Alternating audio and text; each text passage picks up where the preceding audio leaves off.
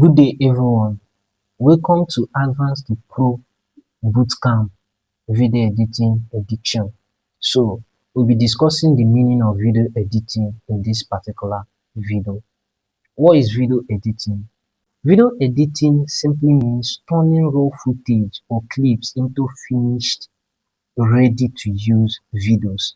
As we all know that this is basically the literal meaning of video editing. So in a broader sense, video editing is the process of organizing, arranging, and refining raw video clips, footage, and stock video into final polished video that is clear and professional. So this is the broader meaning or definition of video editing as a pro you are.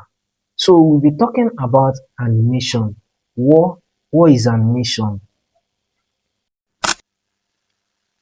That animation is the process of bringing static images, character, or design to life, making them to move, communicate, educate, and entertain audience. So, having known the meaning of video editing in simpler way and in the broader sense and the meaning of animation, we will proceed to the next tutorial.